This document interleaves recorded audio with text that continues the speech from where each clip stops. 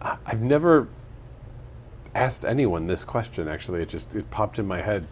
But I'm wondering if you might have a message to siblings of people with OCD who probably do feel like all the attention goes here and they're missing out. What do you want to say to them?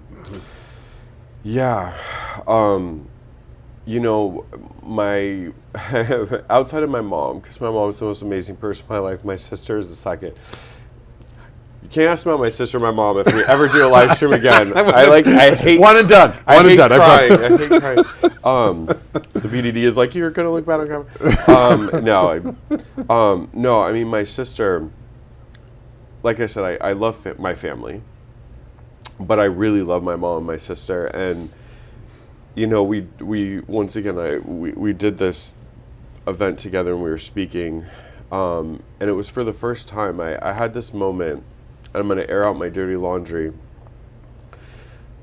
My mom had kind of like a stash of money for emergency money at the house, and I remember very fixated on my haircut. If my hair didn't look a certain way, I felt like it made my facial structure look a certain way, and I was getting compulsive haircuts at the time. And once again, I didn't grow up with money, so my mom wouldn't give me money, and she's like, your brother keeps stealing the money, and hid it and told Selena, that's my sister's name, hold on to the money, don't give it to your brother. And I remember so desperate to get that haircut because I felt like if I didn't, I would look ugly at school and people would think I looked bad and judge me. And I remember taking a lighter. I mean, none of us smoked, but we had a lighter for a candle. And I remember like turning on the flame and saying, I'm going to burn your hair if you don't give me that money. Because I was so desperate to change my appearance. So I was like, I will burn your hair. And I remember like these disorders take us out of who we are. I'm Greek, we defend our women. I'm like protective of my sister, my grandma, my other sister, and my mom. And I just remember thinking like, how could I be that person? And hearing her speak about growing up and being the forgotten child, the sibling that didn't get attention, learning to kind of just like buckle up, hold in your emotions and follow the line with your head down because Chris needs all the attention and she can't. And there was so much of her life that she needed my mom. She needed the attention, she needed the support, and she couldn't. And you know, it was weird. I would like apologize to her. She's like, Chris, we're older. I understand. Yeah. So I'd say to siblings, like first and foremost, I promise we're not doing it deliberately. There's never a moment that I consciously knew what I was doing. I was just desperate to be in a safe place. But it is okay for the siblings to feel hurt. And even if, you know, I told her, I'm like, I know you love me, so it's okay. And I want you to be able to be angry or be hurt or have your emotions.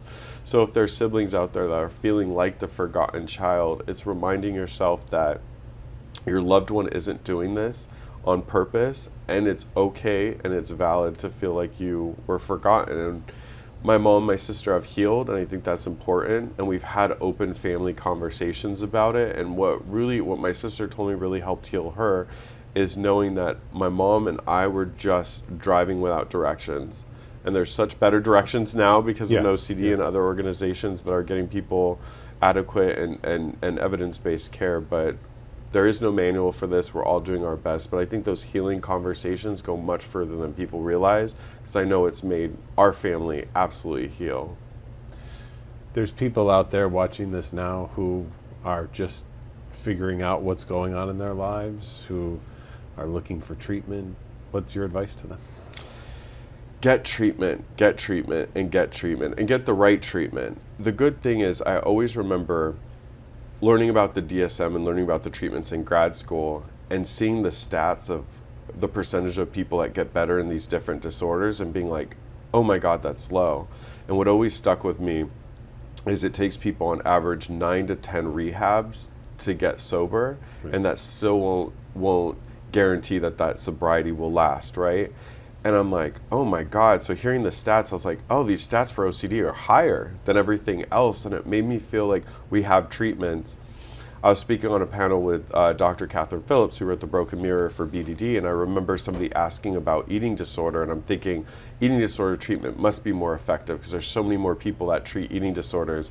And she was like, eating disorders are statistically found to be much harder to treat than BDD. And I'm like, wow, we have good treatments for OCD, we have good treatments for BDD. So anyone out there, I want you to recognize that we have evidence-based care, we have treatment that works. And the way that you're living your life right now, I know it feels safe. I've been there. You can't see past kind of like the immediate around you, but the single greatest thing I ever did for myself at a young age was say yes to that first session, and then show up to that second, and show up to that third. And by getting treatment, my life has completely turned around. I'm able to talk to you on this podcast. I'm able to travel. I date. I have friends. I live on my own. I'm able to, I've spoken to Angelina Jolie and Brad Pitt and Madonna and all these major people on that side. And I have clients that are now at the conference speaking and part of the organization, and they're leading stuff now because they've gotten better. And there's so much that you are more than what is going on right now. And start with the small steps, the here and now. What do I need to do first?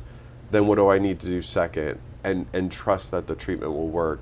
The treatment will get back to who you really are. You will be that person that you were either before, if you've had OCD forever, the person that you're destined to be. And so we all are scared, to face difficult moments. But I will say Jonathan Grayson always says that people who have gone through OCD treatment are better off because they've learned how to live with uncertainty and to fight through difficult things. And I truly believe that I'm a stronger and better person from all that I've had to go through. So I know people watching this may be scared or frightened, but I can say the single best thing I ever decided to do is say yes to treatment.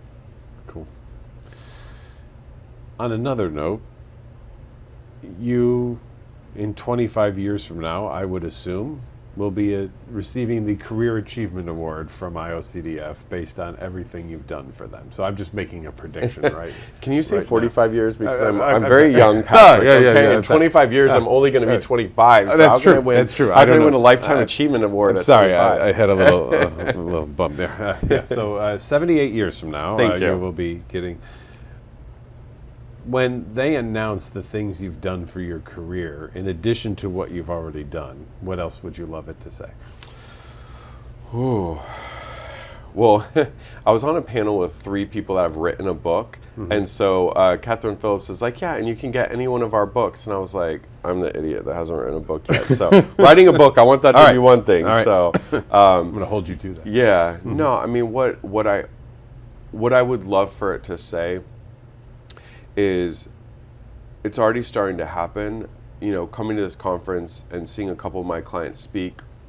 And, I had a client of mine that was here volunteering, and she had volunteered at the last conference, and we were eating actually before I came up to do this podcast, and she said, I didn't struggle at this conference. Last year it was so difficult to get through the conference, and I didn't struggle this year, and I had such a good time. Thank you. So for me, what I think the main thing that's most important to me is I want to make sure that I've planted seeds in people, and whether they go on to do great things in other arenas. But my big dream, I would say, because of how much advocacy work and how important being an advocate is to me, if I have clients that have gone on to advocate and then go on to help other people, whether it's through being a clinician or through their advocacy, and more people, and there's sort of this chain of people that have gotten better from OCD and decide to stay in our community to either as a clinician or an advocate or both, continue to touch more and more people's lives to the point that we no longer have people waiting over a decade for treatment. If I had a part in making sure that more and more people get treatment quicker, and through advocacy the public has a really good understanding of OCD, I feel like I would have accomplished a mission that's important to me. Living in the unknown and not knowing what's going on in your head is the absolute worst thing possible. So when I get that achievement award, when I'm 25 and 78 years when I'm 25, if we are in a place where the public knows about OCD, people are getting treatment right away, people are getting it covered, and it's a much smoother process than it is now, and because of the work I've done has led to that at any part, that's how I feel fulfilled, knowing that people that are going to have these disorders aren't going to have to suffer like I did. No, I have no doubt you'll achieve that. Thank you so much. Awesome. Thanks for being here, Chris. Yeah. Can I say one final word? Yeah, please. First of all, thank you. Thank you so much for doing this. I think it's so important. What I guess the final word that I want to say is, because I feel like, somebody watching this is probably at a low point. What I want to say is that you may not see this right now, and you may not believe this right now, but there's going to be a point that you're going to make a decision that you're going to do something different. You're going to lean towards treatment. You're going to start to fight back against, the beast known as OCD.